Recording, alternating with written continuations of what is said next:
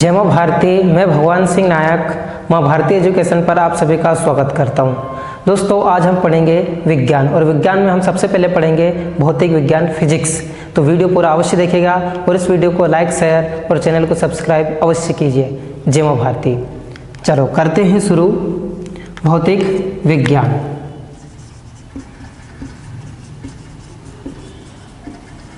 तो भौतिक विज्ञान के अंतर्गत हमने अदिश राशि, सदिश राशि, मात्रक, हमने ये पढ़ लिए थे। तो आज हम पढ़ेंगे गति। आज हम पढ़ेंगे गति, मोशन। तो शुरू करते हैं हम गति। अब देखिए, हम गति को थोड़ा सा यूँ समझ लेते हैं कि गति क्या है। देखिए, अगर हम केवल गति की बात करें तो गति का मतलब है कि ये चीज़ चल रही है, बदल रही है, मतलब अपनी स्थिति बदल रही है, ये चीज़ चल रही है, कोई वस्तु है तो वो क्या है कि हम कहते हैं कि भैया गति कर रही है। तो स्थिति दो हो सकती है, एक विराम स्थिति और एक गति स्थिति। तो विराम स्थिति कैसे कहेंगे हम? जैसे ये रूम है, ये कमरा है, अब ये स्थिर है, नहीं बदलेगा, लेकिन एक व्यक्ति इसके सामने से जा रहा है, अब यहाँ है, अब यहाँ है, तो इस व्यक्ति की स्थिति यहाँ से लेकर यहाँ तक बदल गई। तो व्यक्ति बदल रहा है लेकिन मकान वही का वही है, रूम वही का वही है। ये स्कूल हो गया, कॉलेज हो गया, रेलवे स्टेशन हो गया, पेड़ हो गया, ये नहीं बदल रहे हैं, लेकिन व्यक्ति उसके सामने से गुजर रहा है तो उसकी स्थिति बदल रही है। तो व्यक्ति की स्थिति बदल रही है, मतलब कि व्यक्ति गति अवस्था में है। स्कूल वही का वही है तो वो विराम अवस्था में, मतलब ठहरे हुए अवस्था में है। तो आज हम पढ़ेंगे गति। तो गति में हम पढ़ेंगे दूरी, चाल, वेग, विस्थापन, त्वरण इत्यादि पढ़ेंगे। तो हम शुरू करते हैं दूरी से।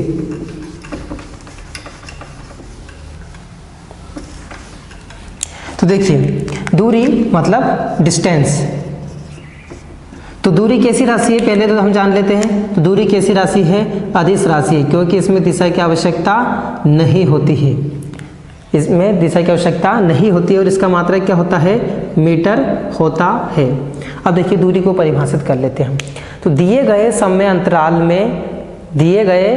अंतराल में तय की गई मार्ग की लंबाई को हम दूरी कहते हैं। किसे कहते हैं हम? हमें कोई सा समय दे दिया, सपोज कि 1 घंटा दे दिया, 1 मिनट दे दिया, जो कुछ भी हमें समय दे दिया, 1 घंटा, 2 घंटा, 3 घंटा, कुछ भी, उस समय अंतराल में हम जितना चल लिए वो सब क्या है? हमारी दूरी है।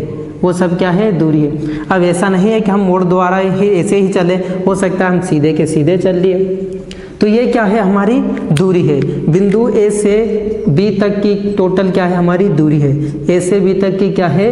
दूरी है। चाहे हम यूँ गए, ये टोटल दूरी है, ये पूरा क्या है? दूरी है। क्या है? ये टोटल दूरी है। तो दूरी की परिभाषा में क्या लिखेंगे? दिए गए समय अंतराल में तय की गई मार्ग की लंबाई या पथ की लंबाई को हम दूरी कहते हैं। और यहाँ एक अदिश राशि है, दूरी का मान सदैव धनात्मक होता है। कैसा होता है? दूरी का मान सदैव धनात्मक होता है और इसका मात्रक क्या होता है? मीटर होता है। तो हम दूरी के और विभिन्न मात्रक कौन कौन से हैं वो देख लेते हैं, जैसे कि दूरी को हम किस किस में मापते हैं। तो थोड़ा सा हम उस पर चर्चा कर लेते हैं। तो ये तो हो गया मीटर। अब देखिए, हम मापते कभी किलोमीटर में कि ये भैया स्कूल 2 किलोमीटर है, कॉलेज 4 किलोमीटर है, कि 6 किलोमीटर है, स्टेशन 5 किलोमीटर है। तो ऐसे हम समझ लेते हैं कि भैया किलोमीटर में क्या है। तो 1 किलोमीटर में कितना मीटर होता है? 1000 मीटर। कितना होता है? 1000 मीटर। देखिए, अगर बात करें हम किलो, तो किलो का मतलब ही समझ जाना कि 1000 है। क्या है? किलो का मतलब 1000 है। 1000 मतलब 10 की घात 3 भी हम इसे लिख सकते हैं। या के, क्या लिख देंगे हम? 1 के मतलब 1000। तो 1 किलोमीटर बराबर 1000 मीटर। मील की बात कर लेते हैं तो हम 2 मील देखेंगे। पहला देख लेंगे हम भौमिक मतलब पृथ्वी पर। ठीक, जैसे हम कभी कहते हैं कि भैया आर्मी की दौड़ 1600 मीटर हो रही है, चलो ठीक है। तो 1600 मीटर का मतलब क्या हुआ कि हम कहाँ माप रहे हैं? भूमि में माप रहे हैं। कोई पानी में तो दौड़ेगा नहीं वो। ठीक, तो वो जो मील है भूमि पर मील, वो क्या कहलाती है? हमारी भौमिक मील। तो 1 मील में कितना होता है? तो 1 मील में 1600 मीटर होता है। कितना होता है? 1600 मीटर। 1600 मीटर को हम यूँ लिख सकते हैं 1.6 किलोमीटर। क्या लिख सकते हैं हम? 1.6 किलोमीटर। एक होती है हमारी समुद्री मील। अब समुद्री मील से समझ गए कि भैया पानी में, तो समुद्री मील को या हम नाविक मील भी कहते हैं। तो 1 मील बराबर क्या होता है 1.852 किलोमीटर। मतलब ज़्यादा कौन है इसमें, ये वाली ज़्यादा है। देखो 1.6, ये 1.852। इसकी आवश्यकता लगती है, हाँ लगती है। जैसे अपना प्रायद्वीप भारत देखें हम, तो हमारा ये भारत नीचे वाला तीनों ओर जल से घिरा हुआ है। इधर ये इधर है अरब सागर, इधर बंगाल की खाड़ी और नीचे हिंद महासागर, ऐसा ही है। तो ये जल क्षेत्र है। तो क्या पूरा हिंद महासागर जल क्षेत्र में अधिकार है भारत का? नहीं। तो कितना अधिकार है, तो उसके लिए हम किस में मापते हैं, उसे हम समुद्री मील में मापते हैं, ना कि भौमिक मील में। उसे किस में मापते हैं हम, समुद्री मील में मापते हैं। और वो कितनी होती है 1.852 किलोमीटर। तो हम कैसे नापते हैं भैया, जैसे यहाँ तक ये दूरी भैया, ये इतनी दूरी है भैया, यहाँ तक इतने मील है, जैसे कि 12 मील, 24 मील और 200 मील। तो ये कुछ दूरियाँ अभी हम ज्योग्राफी में पढ़ेंगे, पर अभी समझ लेते हैं कि हाँ ये अधिकार क्षेत्र मतलब इतने किलोमीटर के दायरे में आपको ये अधिकार रहेंगे। तो वो किस में आ जाएगा, हमारा मील में। तब हम किलोमीटर में निकालेंगे तो हम क्या करेंगे, इससे गुणा करेंगे। किससे गुणा करेंगे, इससे गुणा करेंगे। तो आई होप आपको समझ में आया होगा कि भौमिक मील और समुद्री मील में क्या अंतर है, हम उनका उपयोग कहाँ करते हैं। और देखिए दूरी के मात्रक, तो हम एक होता है खगोलीय दूरी। क्या होता है, खगोलीय यूनिट या खगोलीय दूरी। तो एक खगोलीय को हम यूँ लिखते हैं 1 AU। AU मतलब ए खगोलीय एस्ट्रोनॉमिकल और यू से यूनिट। तो इसका मान कितना होता है, जैसे आपने सुना होगा कि पृथ्वी सूर्य से कितनी दूर है, कि 15 करोड़ किलोमीटर दूर है। जैसे कि ये सूर्य भगवान, ये पृथ्वी माँ धरती, ये। अब इनके बीच की दूरी की अगर हम बात करें, तो सपोज हमने मान लिया माध्य दूरी लगभग 15 करोड़। तो लगभग 15 करोड़ ठीक है, लेकिन और हम सरल देखें तो ये कितनी है, 14 करोड़। कितनी है, 14 करोड़ 95 लाख। तो हम लिखेंगे 14 करोड़ किलोमीटर, ऐसा हम लिख सकते हैं। तो इसे या तो हम ऐसा लिख सकते हैं 14.95 करोड़ किलोमीटर। क्या और रूप में लिखा जा सकता है? हाँ, तो इसको हम यूँ भी लिख सकते हैं। देखिए अंक यही रहेंगे 1495 × 10⁸ मीटर। इसको हम ऐसा भी लिख सकते हैं। अब वो ऐसा कैसे लिख सकते हैं, देखिए ये 14, ये 95, ये फिर 10,000, फिर 0 0। अब ये कितनी घात हो गई, 5 0। 14 95 × 10⁵5। अब हम दशमलव की बात करें तो हम 3 अंक इधर खसका रहे हैं, मतलब कितने अंक, 3 अंक। तो बस 5 में 3 और जोड़ दो, जितने अंक खसकाए उतने जोड़ दो। 5 और 3 8, ये हो गया अपना 8। तो अभी हाथ रखना क्या है, ये मीटर में, वो क्या है 14.95 करोड़ किलोमीटर है। और भी होते हैं क्या दूरी की मात्रक, हाँ एक होता है प्रकाश वर्ष। तो एक प्रकाश वर्ष मतलब 1 लाइट ईयर, 1 लाइट ईयर, ये कितना होता है।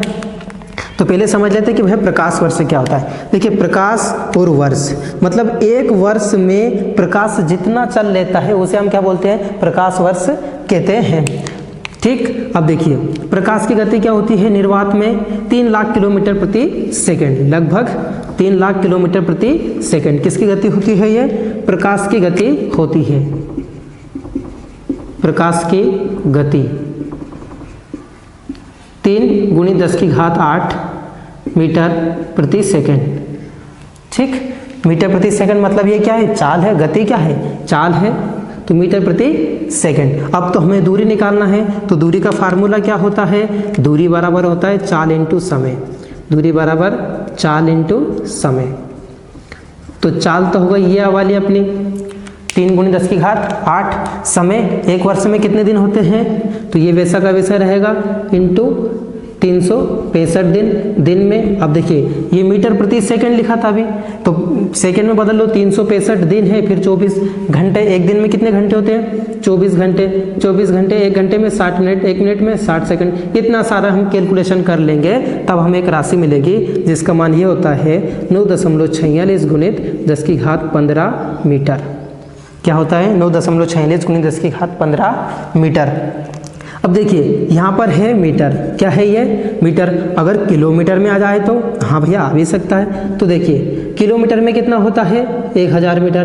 तो हम क्या करेंगे, मीटर को जब किलोमीटर में बदलेंगे तो हम किससे 1000 से भाग दे देंगे। 1000 मतलब 10 की घात 3, तो हम क्या करेंगे, इस 15 में से 3 घात कम कर देंगे, तो 9.46 गुणित 10 की घात 12 किलोमीटर, ये किलोमीटर के रूप में होगा। ऑप्शन अगर दोनों में से एक तो होगा 9.46 गुणित 10 की घात 15 मीटर या फिर 12 किलोमीटर, तो ये हमें याद रखना है। और भी है दूरी के मात्रक, एक होता है पारसेक। क्या होता है, पारसेक। ये दूरी की सबसे बड़ी इकाई, दूरी की सबसे बड़ी इकाई कौन सी है, पारसेक है। यूँ लिखते हम पारसेक, फुल फॉर्म होता है इसका पैरालैक्स सेकेंड। तो दूरी की सबसे बड़ी इकाई कौन सी है, पारसेक है। इसका मान कितना होता है, हाँ भैया इसका भी देख लेते हैं हम। तो इसका मान ये होता है 3.08 गुणित 10 की घात 16 मीटर। क्या होता है, 3.08 गुणित 10 की घात 16 मीटर। अब इसको भी हम मीटर किलोमीटर में बदल सकते हैं। तो ये दूरी की सबसे बड़ी इकाई है। तो ये सभी इकाई हमारे लिए इम्पोर्टेंट है, ठीक। पारसेक, अगर हम इसको प्रकाश वर्ष के रूप में लिखना चाहें तो क्या लिख सकते हैं, तो इसे हम लिख सकते हैं 3.26 प्रकाश वर्ष मतलब लाइट ईयर। क्या लिख सकते हैं हम, 3.26 लाइट ईयर मतलब प्रकाश वर्ष।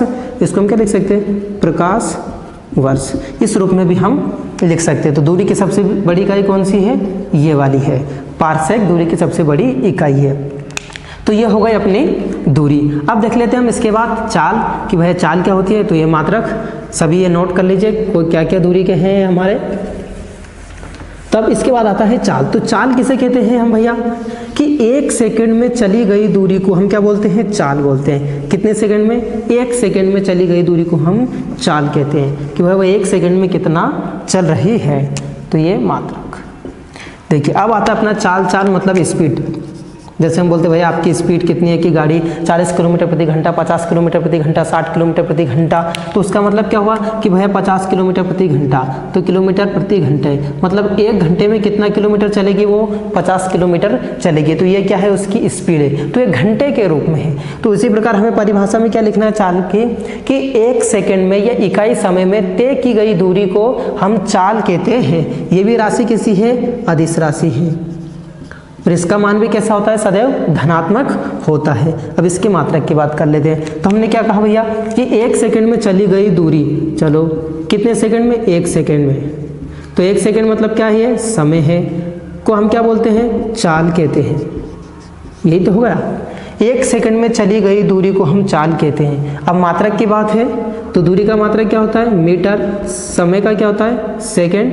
तो क्या हो जाएगा, मीटर बटे सेकेंड, या फिर मीटर प्रति सेकेंड, या फिर मीटर, ये सेकेंड ऊपर जाएगा तो घात किसकी हो जाएगी, माइनस की हो जाएगी। क्योंकि हमें मालूम है जब घात में अगर ऊपर से नीचे ले जाएंगे, नीचे से ऊपर ले जाएंगे तो घात का चिन्ह बदल जाता है।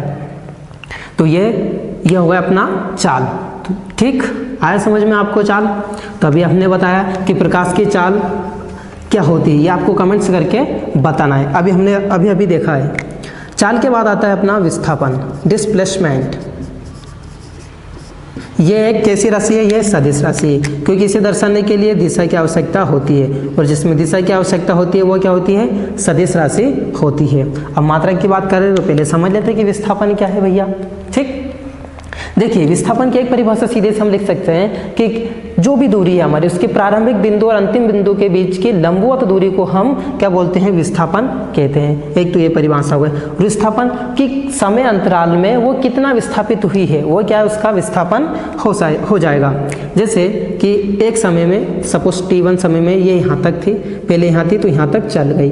अब इसके बाद वो फिर T2 समय में मतलब यहाँ से चली फिर यहाँ तक रुक गई। तो यहाँ से यहाँ तक और यहाँ से यहाँ तक में वो कितना विस्थापित हुई, वो क्या हो गया, उसका विस्थापन हो गया। क्या हो गया, वो विस्थापन हो गया। और जैसा भी हमने लिखा, बोला कि प्रारंभिक बिंदु और अंतिम बिंदु के बीच की लंबवत दूरी को हम क्या बोलते हैं, विस्थापन कहते हैं। मतलब ये साफ है कि ये एक बिंदु है, आप किधर भी घुमा फिरा कर चल लो। अब इन दोनों को मिला दो, ये क्या हो गया, विस्थापन। ये AB क्या है, विस्थापन है। क्या है ये AB, विस्थापन है। ऐसा जरूरी नहीं आप सीधा चल लो यहाँ से यहाँ तक, तो ये भी कितना हो गया ए बी, अब ये तो बराबर ही है क्योंकि हमने सीधी लाइन खींच दी, ये विस्थापन। अगर त्रिभुज के रूप में देखें, आप यूँ गए फिर यूँ आ गए, ये ऐसा चले आप, तो इन दोनों को मिला दो, ये क्या हो गया ए बी विस्थापन, कुछ भी नाम दे दो, ये क्या हो गया विस्थापन हो गया। आप ऐसे चले घूमकर ऐसा गए ये यूँ, तो आप इन दोनों को मिला दो ए बी, ये क्या हो गया विस्थापन हो गया। तो विस्थापन क्या है, एक दूरी है, विस्थापन क्या है, एक दूरी है, इसलिए विस्थापन का मात्रक भी क्या हो जाएगा मीटर, क्या हो जाएगा विस्थापन का मात्रक मीटर। अब देखिए दूरी, ये तो आपको समझ में आ गया है कि विस्थापन एक दूरी है। अब इसके बाद आता है वेग, इसके बाद क्या आता है वेग। तो वेग को हम क्या लिखेंगे परिभाषा, या तो विस्थापन में परिवर्तन की दर को हम वेग कहेंगे। देखिए एक निश्चित दिशा है कि हाँ ये इस दिशा में है, ये इस दिशा में है, ये इस दिशा में है, ये इस दिशा में है, तो अब तो दिशा, जब विस्थापन लिख रहे हैं तो दिशा की आवश्यकता नहीं है, हम सीधा लिख सकते हैं कि विस्थापन में परिवर्तन की दर को हम वेग कहते हैं। तो ये आपको वेग समझ में, मतलब विस्थापन समझ में आया होगा। अगर विस्थापन ये सब कुछ समझ में आ रहा है तो इस वीडियो को लाइक करें, शेयर करें और चैनल को सब्सक्राइब अवश्य करें। अब देखिए वेग, वेलोसिटी, ये भी कैसी राशि है, सदिश राशि है। तो अब परिभाषा लिखेंगे हम वेग की, तो या तो अगर देखिए चाल और वेग में कोई अंतर नहीं है, बस एक सदिश और अदिश के रूप में है, दोनों का मात्रक सेम ही होता है, दोनों का अर्थ भी सेम ही होता है भैया। देखिए चाल, चाल हम किसे कहते हैं कि 1 सेकंड में चली गई दूरी को हम चाल कहते हैं। तो वेग में भी हम क्या लिखेंगे, यही लिखेंगे, किसी निश्चित दिशा में, एक शब्द आ गया, क्यों आ गया, क्योंकि कैसी राशि है, सदिश राशि है, तो सदिश है तो दिशा तो बतानी पड़ेगी। किसी निश्चित दिशा में 1 सेकंड में या इकाई समय में चली गई दूरी को हम क्या बोलते हैं, चाल, मतलब वेग कहते हैं, क्योंकि इसमें दिशा है। अब देखिए जो चाल का मात्रक है, मतलब वही कह दिया हमने कि 1 सेकंड में वही दूरी बटा समय, 1 सेकंड में चली गई दूरी को हम वेग कहते हैं निश्चित दिशा में। या फिर क्या, विस्थापन में परिवर्तन की दर को हम क्या बोलते हैं, वेग कहते हैं। विस्थापन भी दूरी है, ठीक, और इन दोनों का मात्रक क्या होता है, मीटर, और समय का सेकंड, तो इसका मात्रक भी क्या हो गया, मीटर प्रति सेकंड। इसको हम इस रूप में लिख सकते हैं। तो दोनों का मात्रक भी समान है और विमेय सूत्र भी समान है। अब आता है इसके बाद अपना आता है त्वरण। देखिए विमेय सूत्र को हम mlt के रूप में लिखते हैं, किसमें, mlt, तो ये m मास, लंबाई, लेंथ, t टाइम। अब आता है त्वरण, तो त्वरण को हम क्या लिखेंगे, देखिए वेग में परिवर्तन की दर को हम त्वरण कहते हैं, किसमें, वेग में परिवर्तन की दर को हम त्वरण कहते हैं। अब लिख दो कि वेग में परिवर्तन की दर को हम त्वरण कहते हैं, मतलब ये किस पर निर्भर है, त्वरण वेग पर निर्भर है। किस पर निर्भर है, वेग। तो वेग धनात्मक होगा तो त्वरण धनात्मक, वेग ऋणात्मक तो त्वरण ऋणात्मक, वेग शून्य तो त्वरण भी शून्य। अब देखिए ये हमें क्रम से याद रखना है कि पहले क्या आएगा, विस्थापन, फिर वेग, फिर त्वरण, ताकि हम परिभाषा लिखने में परेशानी ना होगी। देखिए विस्थापन में परिवर्तन की दर को वेग कहते हैं, वेग में परिवर्तन की दर को त्वरण कहते हैं। अभी हमने देखा विस्थापन, विस्थापन का मान हमेशा दूरी से कम होता है या दूरी के बराबर हो सकता है, लेकिन दूरी से ज़्यादा नहीं हो सकता, नहीं हो सकता, ये कारण हमने देख लिया, क्योंकि इधर की चलो ये तो टोटल दूरी है, पर विस्थापन तो इन दोनों का इतना ही है, तो स्वाभाविक सी बात है कि विस्थापन कम होता है या इसके बराबर हो सकता है। जब एक ही दिशा में हो तो ये क्या होगा, बराबर हो सकता है। अब इसके बाद आता है अपना त्वरण, तो त्वरण की परिभाषा में क्या लिखेंगे, वेग में परिवर्तन, तो वेग घटेगा बढ़ेगा, क्योंकि देखिए विस्थापन भी धनात्मक ऋणात्मक शून्य हो सकता है। विस्थापन कैसा हो सकता है, धनात्मक ऋणात्मक शून्य हो सकता है, वेग भी हो सकता है, त्वरण भी हो सकता है। अब देखिए त्वरण की बात करते हैं, तो ये कैसी राशि है, सदिश राशि है। कैसी राशि है, सदिश राशि है। अब मात्रक की बात कर लेते हैं, तो त्वरण क्या हो जाएगा, वेग में परिवर्तन बटे समय। अब वेग में परिवर्तन हो रहा है, होने दो, तो वेग का मात्रक क्या होता है, मीटर प्रति सेकेंड।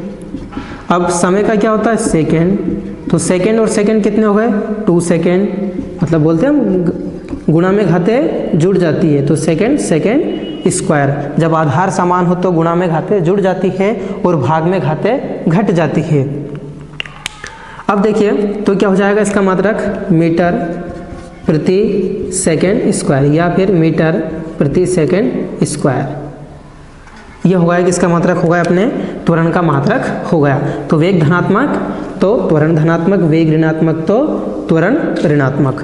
अब देखिए अगर ऋणात्मक त्वरण का मान हो, अगर त्वरण कैसा हो, ऋणात्मक हो, तो उसे हम मंदन कहते हैं। ऋणात्मक त्वरण को हम क्या बोलते हैं, मंदन, रिटार्डेशन कहते हैं। किसे, ऋणात्मक त्वरण को। ऋणात्मक त्वरण को हम क्या बोलते हैं, मंदन कहते हैं। अब इसके बाद देखते हैं हम वृत्तीय गति कि भाई वृत्तीय गति क्या होती है। अब देखिए ये त्वरण हो गया, तो त्वरण एक समान त्वरण भी हो सकता है। जैसे अगर वेग में परिवर्तन एक समान हो रहा है तो उस त्वरण का मान क्या हो जाएगा, एक समान हो जाएगा। मतलब समान समय अंतराल में अगर वेग में समान परिवर्तन हो रहा है तो वो कौन सा हो जाएगा, एक समान त्वरण हो जाएगा। कौन सा हो जाएगा, एक समान त्वरण। और एक समान त्वरण के लिए गैलीलियो गैलीली ने 3 गति के समीकरण दिए। किसके लिए, एक समान त्वरण के लिए। किसने दिए, गैलीलियो ने। गैलीलियो ने गति के 3 समीकरण दिए हैं। तो कौन कौन से हैं वो देखिए, एक है अपना v बराबर u प्लस at, दूसरा s बराबर ut प्लस 1/2 at स्क्वायर, तीसरा v स्क्वायर बराबर u स्क्वायर प्लस 2as। देखिए अभी सबको समझते हैं। त्वरण देखा अभी हमने, तो त्वरण क्या होता है, वेग में परिवर्तन, वेग में परिवर्तन बटा समय। तो माना कि वेग में परिवर्तन हो रहा है तो हमने क्या मान लिया, त्वरण मतलब a एक्सेलरेशन, वेग में परिवर्तन मतलब अंतिम वेग माइनस प्रारंभिक वेग बटे समय, समय। ठीक, अब देखिए a अंतिम वेग मतलब हम अंतिम वेग को किससे दर्शाते हैं, v से। अंतिम वेग v, प्रारंभिक वेग u बटे t। इसका इधर गुणा कर दो, क्या हो जाएगा at, ये क्या होगा v और ये माइनस का u को इधर भेज दो तो u प्लस at बराबर v, क्योंकि u इधर माइनस का पक्षांतरण करेंगे तो प्लस का हो जाएगा। गौर से देखिए इसको और पहली समीकरण को देखिए, क्या दोनों एक ही है, हाँ, v बराबर u प्लस at या v बराबर u प्लस at। तो हम इनका सत्यापन भी कर सकते हैं, पर हम तो कंपटीशन की तैयारी कर रहे हैं तो हमें सत्यापन करने में तो आएगा नहीं, वो केवल ये पूछेगा कि निम्नलिखित में से कौन से गति के समीकरण है। तो ये तीनों क्या है, हमारे गति के समीकरण है और तीनों हमारे लिए इम्पोर्टेंट है।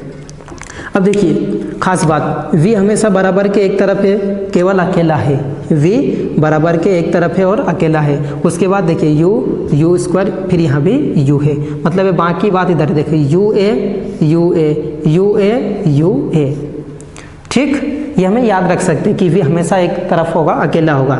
अब वो माइनस के रूप में लिख दिए तो कोई बात नहीं, ऐसा नहीं है कि ये ऐसा लिख दिया तो ये गलत है, ये भी सही है यार, ये भी सही है। अब वो किस रूप में पूछना चाहता है, वो प्रश्न वाले की मर्जी है। तो ये क्या हो गया, अपना एक समान त्वरण के लिए गति के 3 समीकरण हो गए। अब देख लेते हैं हम आवर्ती गति, वृत्तीय गति। क्या देख लेते हैं हम, वृत्तीय गति। तो देखिए वृत्तीय गति नाम में स्पष्ट है, कौन सी गति है वो, वृत्तीय गति है। मतलब वृत्त, अब वृत्त कैसा होता है, गोलाकार का रूप होता है। कैसा होता है, गोलाकार जैसा होता है। ठीक, ये क्या हो गया, अपना एक वृत्त हो गया। तो जब कोई वस्तु इस रूप में गति करती है, किधर से मान लो सपोज ये ऐसे गति कर रही है, तो ये क्या हो गई, इसकी इस गति को हम क्या बोलेंगे, वृत्तीय गति। तो जब कोई वस्तु वृत्ताकार मार्ग में गति करती है या वृत्ताकार पथ में गति करती है तो उसकी गति को हम क्या बोलते हैं, वृत्तीय गति कहते हैं। कौन सी गति हो गई, वो अपनी वृत्तीय गति हो गई। अब देखिए गणित की दृष्टि से हम अगर वृत्त को देखें, ठीक, तो ये क्या हो गया, अपनी त्रिज्या, केंद्र से परिधि तक दूरी, इसको हम क्या बोलते हैं, परिधि, सरकमफेरेंस। इसका मान क्या होता है, 2πr, मतलब परिधि का सूत्र, वृत्त की परिधि 2πr। वृत्त का क्षेत्रफल क्या होता है, πr स्क्वायर। ये जो, ठीक, देखिए ये जो छोटी छोटी ये क्या है, जीवा, ये क्या कहलाती है, जीवा। और जो जीवा केंद्र से होकर जाती है, कहाँ से, केंद्र से होकर जाती है, उसे हम क्या बोलते हैं, व्यास कहते हैं। क्या बोलते हैं उसे हम, व्यास कहते हैं। और व्यास क्या होता है, 2 गुणित त्रिज्या, त्रिज्या का दुगना होता है। क्यों होता है, देखिए अभी देखिए, त्रिज्या यहाँ तक त्रिज्या है ये वाली, अब यहाँ तक, तो स्वाभाविक सी बात है यहाँ भी एक R1, सपोज दोनों बराबर होती है, वृत्त की त्रिज्या सभी बराबर होती है, R और R कितने हो गए, 2R। ठीक, ये गणित की दृष्टि से। चलो अब आगे बढ़ते हैं हम। अब एक गति बची अपनी प्रक्षेप्य गति। कौन सी गति, प्रक्षेप्य गति। देखो प्रोजेक्टाइल मोशन, वो आप जानते हैं कि क्या होती है प्रक्षेप्य गति। देखिए चित्र से आप समझ गए, जब हम किसी वस्तु को इस रूप में फेंकते हैं, ऊपर फेंकते हैं और वो फिर नीचे धरातल पे गिर जाती है, तो इस प्रकार की गति को हम क्या बोलते हैं, प्रक्षेप्य गति कहते हैं। आपने देखा होगा हम ऊपर यूं फेंकते हैं, या क्रिकेट वाले ने जो छक्का मारा तो गेंद ऐसे गई, तो ऐसे ही तो जाएगी। सपोज कि ये अपना बैट्समैन है, ये अपना बैट्समैन, तो इसने मारा छक्का और गेंद जाकर यहाँ पड़ी। ठीक, तो इसकी गति जो गेंद यूं गई, उस गेंद की गति को हम क्या बोलते हैं, इस प्रकार की गति को हम क्या बोलते हैं, प्रक्षेप्य गति, प्रोजेक्टाइल मोशन कहते हैं। मतलब जब कोई हम वस्तु को क्षैतिज दिशा में नहीं, ऊर्ध्वाधर दिशा में फेंकते हैं, फिर वो क्षैतिज दिशा में मतलब धरातल पर कहीं गिरती है, तो इस प्रकार की गति को हम क्या बोलते हैं, प्रक्षेप्य गति कहते हैं। या फिर हम ऊंचाई पर है, यहाँ पर ऊंचाई पर आप यहाँ से फेंकेंगे तो हम धरातल में फेंकेंगे, ऊपर ही फेंक देंगे, चाहे सीधा फेंक देंगे, फिर वो गिरेगी तो नीचे। तो इस प्रकार की गति को हम क्या बोलते हैं, प्रक्षेप्य गति कहते हैं। और प्रक्षेप्य, अब ये गति कर रही वस्तु, इसका पथ कैसा होता है, परवलयाकार। इस पथ को हम क्या बोलते हैं, परवलयाकार बोलते हैं, मतलब परवलय, परवलय। अब देखिए वलय मतलब क्या होता है, रिंग होता है। जैसे आपने सुना होगा कि शनि ग्रह के आसपास रिंग है, मतलब ये शनि ग्रह है, ये अपना क्या है, शनि ग्रह, ये आसपास रिंग है। रिंग आप उंगलियों में पहनते हैं, रिंग अंगूठी, वही तो है। अब वो इसको कवर करके रखती है, तो ये इस प्रकार से, तो ये कौन सा पथ होगा, अपना परवलयाकार पथ। तो इसका देखिए आधा भाग अगर हम रख दें तो यही तो बन गया अपना, यही बन गया अपना प्रक्षेप्य। इसलिए इसका पथ कैसा होता है, परवलयाकार होता है। अब इसके लिए हमें 2-3 बात समझ लेते हैं प्रक्षेप्य गति में। एक होता है उड्डयन काल, ये कौन सी दिशा हुई अपनी, क्षैतिज दिशा। ये कौन सी दिशा हुई, क्षैतिज परास, जिसे बोलते हैं हम आर। क्या हुआ है, क्षैतिज परास। ये यहाँ से यहाँ तक की ऊंचाई, अधिकतम ऊंचाई को हम क्या बोलते हैं, इसकी ऊंचाई बोलते हैं हाइट। अब इस वस्तु को हमने यहाँ से फेंका और फिर ये जमीन पर गिरी, मतलब धरातल पर गिरी, तो इसमें लगा समय को हम क्या बोलते हैं, इसका उड्डयन काल बोलते हैं। क्या बोलते हैं उसे हम, उड्डयन काल। उड्डयन मतलब उड़ना, तो जितनी देर तक वो उड़ी मतलब ऊपर, वो क्या होगा, उसका उड्डयन काल। काल मतलब टाइम। तो इन सब के हम सूत्र देख लेते हैं। तो देखिए टाइम, उड्डयन काल मतलब टी। तो टी का फार्मूला क्या होता है, टी बराबर 2u sin थीटा बटे जी। क्या होगा, 2u sin थीटा बटे जी। अब एक हो गया अपना r, क्या हो गया r, तो r का भी अपना फार्मूला होता है u² sin 2 थीटा बटे जी।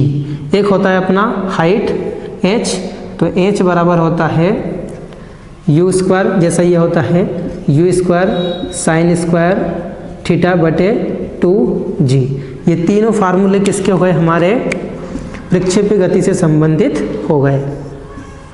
तो ये क्या क्या नाम हो गए, टी मतलब उड्डयन काल, आर क्षैतिज परास कि उसने कितनी दूरी तय करी, ये वाली क्षैतिज में कितनी दूरी तय करी, उन्हें क्षैतिज दूरी ये हो गई सीधी, तो ये क्षैतिज परास, ये हाइट, इसकी अधिकतम ऊंचाई क्या है, ये हो गया अपना मान। अगर हम बात करें, कभी कभी आ जाता है कि हमें किस कोण से फेंका जाए, ये क्या बन गया कोण थीटा, किस कोण से फेंका जाए कि ये अधिकतम दूरी तय करे। देखिए अब इसको हम समझते हैं, ये तो आपको समझ में आ गया। देखिए ये किस पर निर्भर है, फार्मूला h मतलब r साइन थीटा पर, किस पर है, साइन थीटा। साइन थीटा का मान कैसा होना चाहिए, धनात्मक होना चाहिए। साइन थीटा का मान धनात्मक है तो r का मान भी धनात्मक होगा, मतलब अधिकतम होगा। तो देखिए साइन थीटा की वैल्यू को हम थोड़ा सा जान लेते हैं भैया।